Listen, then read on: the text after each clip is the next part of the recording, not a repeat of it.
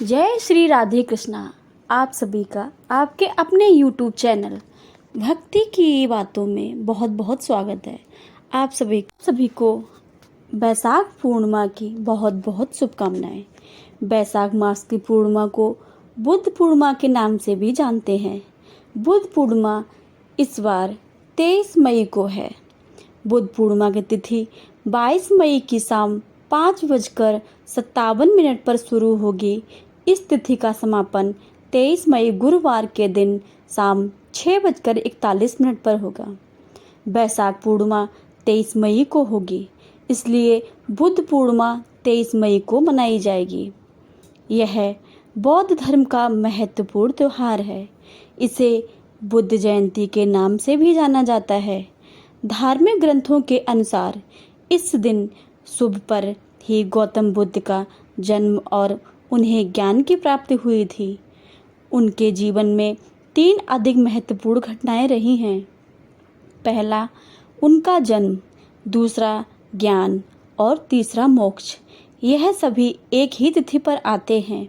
हिंदू धर्म के अनुसार गौतम बुद्ध भगवान विष्णु के 9वें अवतार माने जाते हैं। इस दिन भगवान बुद्ध के अलावा भगवान विष्णु और भगवान चंद्रदेव की पूजा की जाती है। इस दिन हिंदू बौद्ध दोनों धर्म के लोग इस दिन को धूमधाम से मनाते हैं।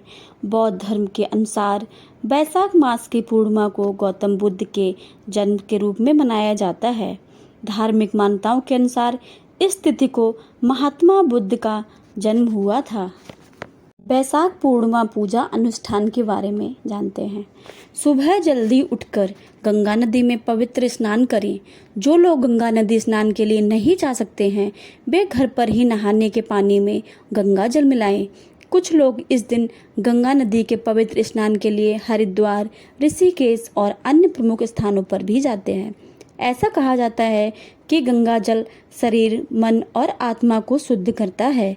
इस दिन लोग भगवान चंद्र को अर्घ्य देते हैं और उनके वैदिक मंत्रों का जाप करते हैं। यह खास दिन दान पुण्य के लिए बहुत ही लाभदायी होता है। पूर्णिमा के दिन ब्राह्मणों को भोजन और वस्त्रों का दान करना चाहिए। इस दिन भक्त सत्यनारायण व्रत रखते हैं और उनकी पूजा भी करते हैं। पूर्णिमा का दिन बेहद खास माना जाता है क्योंकि चंद्रमा की रोशनी सीधे पृथ्वी पर आती है, जिससे घर में समृद्धि और खुशी का वास होता है। इस दिन जरूरतमंदों को भोजन खिलाना चाहिए और वस्त्रों का दान भी करना चाहिए। पूर्णिमा के दिन व्रत रखकर तथा गंगा स्नान कर दान करने से सभी प्रकार के कष्ट समाप्त हो जाते हैं और मृत्यु के पश्चात मोक्ष की प्राप्ति होती है। बैसाख पूर्णिमा के अवसर पर लोग अपने घर में सत्यनारायण भगवान की कथा का आयोजन करते हैं और पूजा पाठ करते हैं। इस बार की बैसाख व्रत पूर्णिमा और स्नान दान एक ही दिन है। बैसाख पूर्णिमा 2024 स्नान और दान का समय। बैसाख पूर्णिमा पर स्नान दान का समय ब्रह्म मुहूर्त के साथ ही प्रारंभ हो जाता है। ब्रह्म मुहूर्त सुबह 4:04 से शुरू है, जो 4:45 तक सुबह तक रहेगा। इस दिन गंगा या फिर अपने आसपास के पवित्र नदी में स्नान करके दान पुण्य अवश्य करें।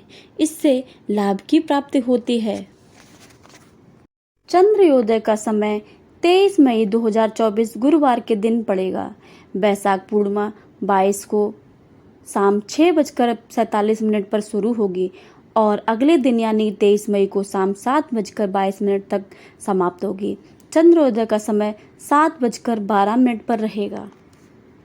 पूर्णिमा के दिन सुबह स्नान करने के बाद भगवान विष्णु की पूजा करनी चाहिए। पूजन के बाद ब्राह्मण को पानी से भरा घड़ा और पकवान आदि का दान करना चाहिए। माना जाता है कि इस दिन दान करने से गौदान के समान फल मिलता है। ब्राह्मण को भोजन कराने के बाद ही भोजन करना चाहिए। ऐसी मान्यता है कि बैसाख पूर्णिमा के दिन शक्कर और तिल का दान करने से पाप नष्ट हो जाते हैं।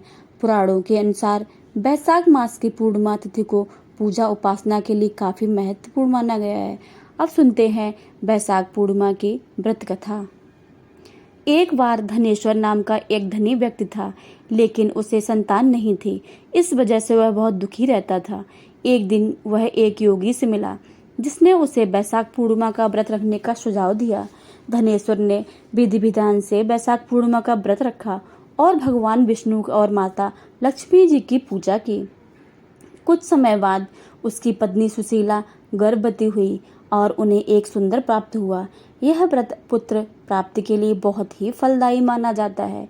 वहीं एक अन्य कथा के अनुसार गौतम ऋषि ने अपनी पत्नी अहिल्या को श्राप दिया था क्योंकि उन्हें इंद्रदेव ने धोखा दिया था। अहिल्या को पत्थर में बदल दिया गया था। बैसाख पूर्णिमा के दिन भगवान राम वनवास के दौरान गौतम ऋषि के आश्रम में पहुंचे। गौतम ऋषि ने भगवान राम का स्वागत किया और उन्हें भोजन परोसा। भोजन के बाद भगवान राम ने अहिल्या को पत्थर से मुक्त होने का वरदान दिया। इस व्रत को करने से पापों से मुक्ति और मोक्ष की प्राप्ति होती है। बैसाख पूर्णिमा व्रत का महत्व। बैसाख पूर्णिमा व्रत का महत्व भगवान बुद्ध, भगवान विष्णु और माता लक्ष्मी की पूजा के लिए महत्वपूर्ण है। यह पुत्र प्राप्ति, धन प्राप्ति और मोक्ष प्राप्ति के लिए भी लाभदायी माना जाता है। इस व्रत को रखने से पापों से मुक्ति मिलती है और मन को शांति मिलती है। इस व्रत के दौरान व्रतधारी को मांस, मदिरा और लहसुन प्याज का सेवन नहीं करना चाहिए। व्रतधारी को दिन में कम से कम एक बार भगवान का नाम जरूर लेना चाहिए।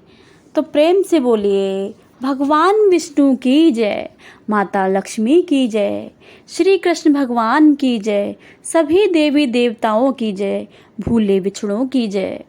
दोस्तों, अगर आपको मेरी ये जानकारी पसंद आए, अगर वीडियो पसंद आए तो वीडियो को लाइक करें, शेयर करें और कमेंट में जय श्री राधे कृष्णा या जय महालक्ष्मी। अगर आप मेरे चैनल पर नए आए हैं तो मेरे चैनल को सब्सक्राइब करके बेल आइकन को दबाना बिल्कुल भी मत भूलिएगा ताकि मेरी आने वाली अगली वीडियो का नोटिफिकेशन आपको सही समय पर मिल सके।